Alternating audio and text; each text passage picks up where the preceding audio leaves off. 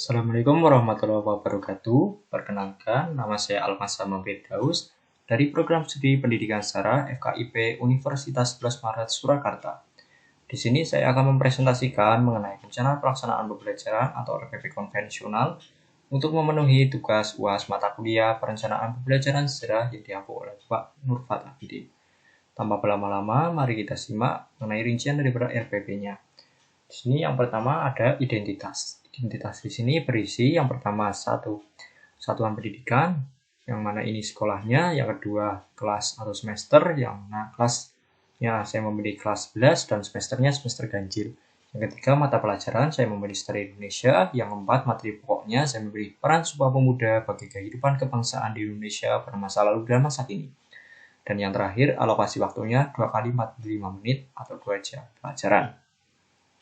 Setelah identitas, kita memasuki kompetensi inti atau KI.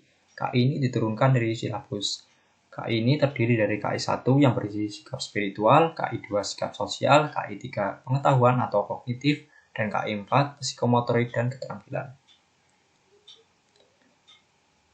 Setelah dari KI, kita memasuki kompetensi dasar dan indeks pencapaian kompetensi.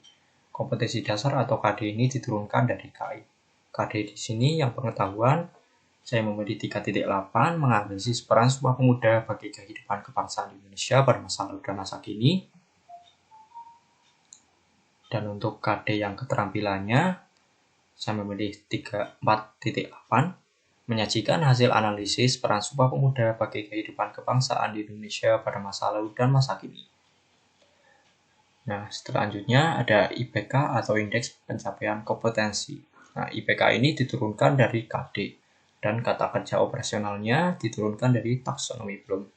IPK-nya di sini yang pengetahuan saya memilih 3.8.1 menjelaskan peran Sumpah Pemuda bagi kehidupan kebangsaan di Indonesia pada masa lalu dan masa kini. 3.8.2 mengemukakan peran Sumpah Pemuda bagi kehidupan kebangsaan di Indonesia pada masa lalu dan masa kini.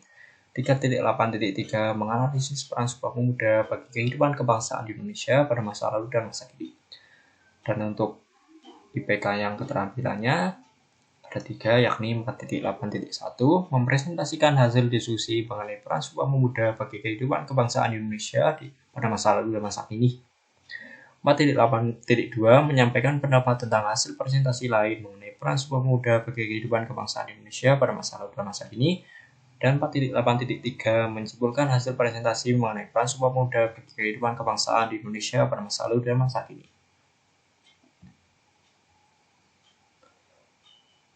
Setelah kehadiran IPK, kita memasuki tujuan pembelajaran. Nah, yang mana tujuan pembelajarannya di sini melalui model pembelajaran Discovery Learning, karena saya memilih Discovery Learning sebagai model pembelajaran, kebetulan peserta didik diharapkan dapat menjelaskan peran Sumpah Pemuda bagi kehidupan kebangsaan Indonesia pada masa lalu dan saat ini, dan seterusnya. Bisa dibaca sendiri.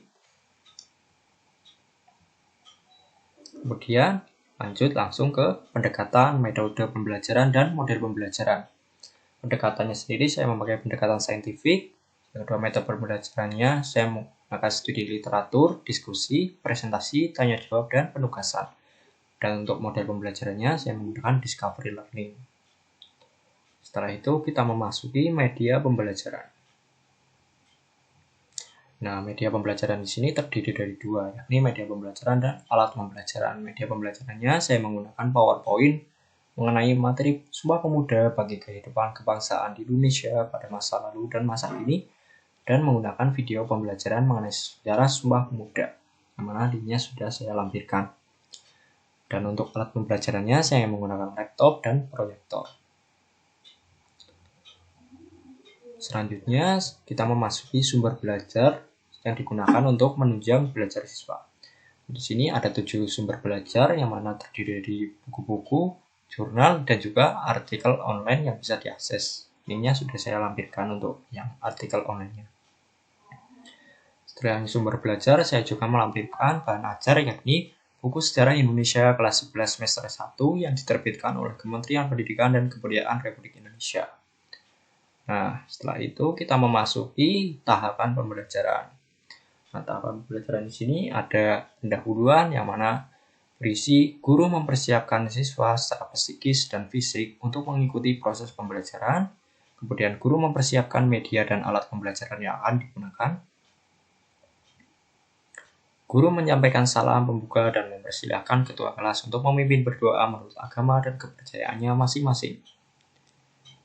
Nah, kemudian guru menyampaikan topik pembelajaran yang akan dipelajari kepada siswa tentang peran Sumpah Pemuda bagi kehidupan kebangsaan di Indonesia pada masa lalu dan masa kini. Guru menyampaikan tujuan pembelajaran yang akan dicapai kepada siswa. Nah, setelah itu, guru membagi siswa ke dalam 4 kelompok beserta topik yang dibahas dan membagi LKPD atau lembar kerja peserta didik. Nah, pembagian kelompoknya berdasarkan topiknya yakni kelompok 1 dan 3 membahas mengenai peran Sumpah Pemuda bagi kehidupan kebangsaan di Indonesia pada masa lalu. Kelompok 2 dan 4 membahas mengenai peran Sumpah Pemuda bagi kehidupan kebangsaan di Indonesia pada masa kini. Setelah itu, guru memberikan persepsi berupa pertanyaan pancingan sebagai pembuka yang berkaitan dengan materi pembelajaran. Nah, contohnya, apa yang siswa ketahui tentang Sumpah Pemuda? Nah, untuk alokasi waktunya, pendahuluannya ini adalah 10 menit.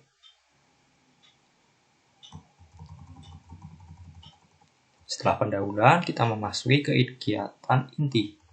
Nah, kegiatan inti di sini saya memakai waktu 65 menit.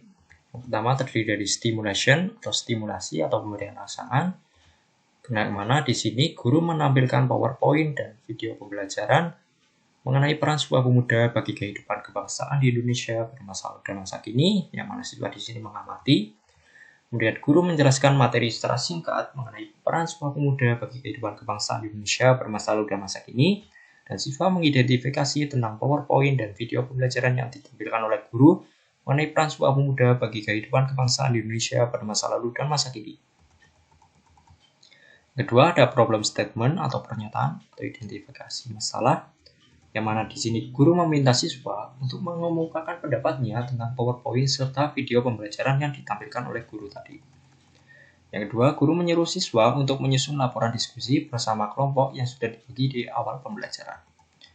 Nah, yang ketiga ini adalah data collection atau pengumpulan data, yang mana siswa melalui diskusi kelompok mengumpulkan informasi mengenai materi peran Sumpah Pemuda bagi kehidupan kebangsaan di Indonesia pada masa lalu untuk kelompok 1 dan 3, dan masa kini untuk kelompok 2 dan 4 yang diberikan oleh guru berbagai sumber pembelajaran dan bahan ajar. Yang keempat ada data processing atau pengolahan data, yang mana di sini siswa menuliskan hasil diskusi kelompok dengan melakukan pencermatan data atau mengasosiasi dari berbagai sumber dan bahan ajar mengenai peran Sumpah Pemuda bagi kehidupan kebangsaan di Indonesia pada masa lalu untuk kelompok 1 dan 3 dan masa kini kelompok 2 dan 4. Setelah itu kita verifikasi, yakni pembuktian. Siswa mempresentasikan atau menjelaskan pada siswa lain, kemudian anggota kelompok yang lain boleh menanggapi dengan mengajukan pertanyaan, saran, ataupun sanggahan. Yang keenam, generalization atau menarik kesimpulan. Yang mana guru di sini mengklarifikasi pernyataan yang kurang tepat serta memberi penguatan terhadap pernyataan yang sudah tepat. Seterusnya, guru bersama peserta didik menyimpulkan materi tentang peran Sumpah Pemuda bagi kehidupan kebangsaan di Indonesia pada masa lalu dan masa kini. Kemudian guru bertanya pada peserta didik apakah sudah memahami materi yang sudah diajarkan. Jika ada yang belum paham, maka guru mempersilahkan siswa untuk mengajukan pertanyaan. Nah, yang terakhir ada penutup, yang mana di sini alokasinya 15 menit. Berisi guru bersama peserta didik menemukan nilai-nilai atau value, melakukan refleksi di sini kehidupan sesuai dengan materi yang diajarkan mengenai peran Sumpah Pemuda bagi kehidupan kebangsaan di Indonesia pada masa lalu dan masa kini, serta memberi evaluasi hasil pembelajaran. Setelah itu, guru memberikan tugas rumah atau PR dengan mendiktekan soal kepada siswa berupa soal esai. Dan terakhir, guru mengakhiri pembelajaran dengan mempersilahkan siswa untuk berdoa menurut agama dan kepercayaan masing-masing, dan guru mengucapkan salam. Nah, setelah kegiatan pembelajaran, kita memasuki penilaian. Nah, penilaian di sini jenis dan teknik penilaian terdiri dari yang pertama jenis penilaian sikap dengan menggunakan observasi atau pengamatan sikap. Yang kedua jenis nilai aspek pengetahuan dengan laporan hasil diskusi kelompok, dan yang mana itu LKPD-nya, dan tugas rumah atau PR. Dan yang ketiga, jenis nilai keterampilan dengan teknik observasi pada saat siswa melakukan diskusi, presentasi, siswa mengajukan pertanyaan, dan mengajukan pendapat berupa kritik atau saran. Kemudian bentuk instrumennya, penilaian sikap, bentuk instrumennya bentuknya lembar pengamatan atau observasi sikap tercatat dalam jurnal atau lembar penilaian observasi sikap, yang mana instrumennya sudah terlampir di bawah.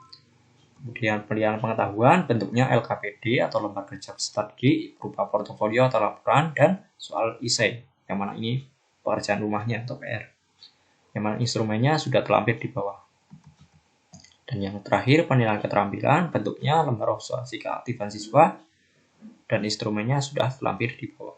Nah, terakhir kita memasuki lampiran. Lampiran yang pertama adalah lembar observasi sikap, yang berisi di sini satuan pendidikan, yang mana ini sekolahnya kelas 1 semester, tahun ajaran, mata pelajaran, materi pembelajaran.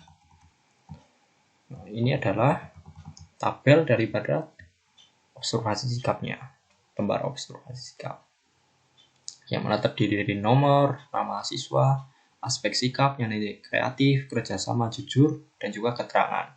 Nah, untuk keterangan pensuperannya di sini, siswa diberi nilai 4 apabila selalu konsisten menunjukkan sikap sesuai aspek sikap. Nah, aspek sikapnya yang 3 itu kreatif, kerjasama, atau jujur. Nah, siswa diberikan poin 3 apabila sering konsisten menunjukkan sikap sesuai dengan aspek sikap. Siswa diberikan poin 2 apabila kadang-kadang menunjukkan sikap sesuai aspek sikap, dan siswa diberi poin 1 apabila tidak pernah menunjukkan sikap sesuai aspek sikap. Lampiran keduanya ini adalah materi pokoknya. Materi pokok mengenai peran Sumpah Pemuda bagi kehidupan kebangsaan Indonesia pada masa lalu masa kini, mana ini bisa dibaca sendiri.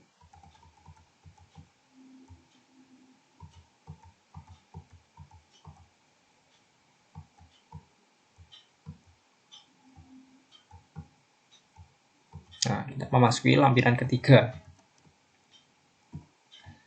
yakni penilaian pengetahuan, soal PR atau pekerjaan rumah. Nah, saya melampirkan yang pertama kisi-kisi soalnya. Terdiri dari mata pelajaran, yakni Sejarah Indonesia, kelas 1 semester, bentuk soal. Nah, bentuk soalnya isi di esai, dan jumlah soalnya 3 butir.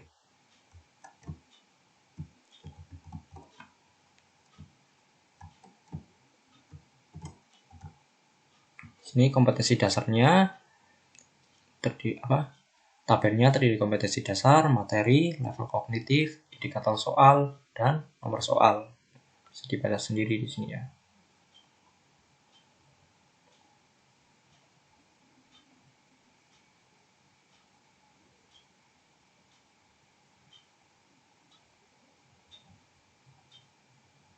Nah, ini selanjutnya ada soalnya.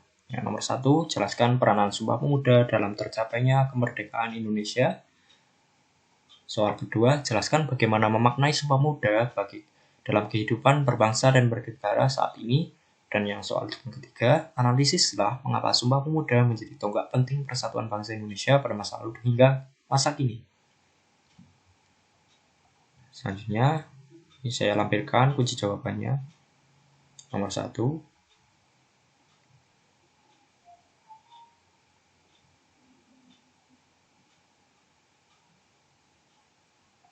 Nah, ini kunci jawaban nomor 2.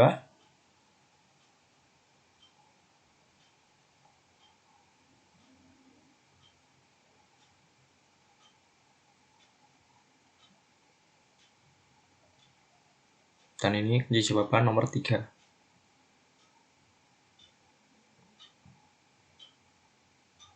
Nah, ini adalah kriteria penilaian tes tertulisnya atau PR-nya. Yang pertama terdiri dari nomor soal, kriteria, skor, total skor per item. Nah, di sini untuk nomor 1, apabila penjelasannya lengkap, maka akan diberi skor 30. Apabila penjelasan kurang lengkap, diberi skor 20, dan penjelasannya salah, diberi skor 10. Nah, untuk nomor 2 sampai sama seperti nomor 1, yakni penjelasan lengkap diberi skor 30, penjelasan kurang lengkap 20, penjelasan salah 10. Dan nomor 3, ini beda ya. Untuk rinciannya, analisisnya apabila analisis lengkap diberi skor 40, analisis kurang lengkap diberi skor 25, dan analisisnya salah maka diberi skor 10. Nah, untuk nilai akhirnya tinggal dijumlahkan. Jumlah skor maksimal sama dengan, kita memasuki selanjutnya lampiran keempat, yakni lembar kegiatan peserta didik atau LKPD. Nah, LKPD-nya di sini rinciannya ada mata pelajaran, kelas atau semester, tahun ajaran, materi, kelompok, anggota, dan juga ada nilai atau predikatnya di sini. Kemudian ada sumber belajar, bahan ajar, kemudian ada penunjuk kegiatan pembelajaran, yang mana di sini ada nomor 1, bacalah bahan ajar mengenai materi peran Sumpah Pemuda bagi kehidupan kebangsaan di Indonesia pada masa lalu dan saat ini.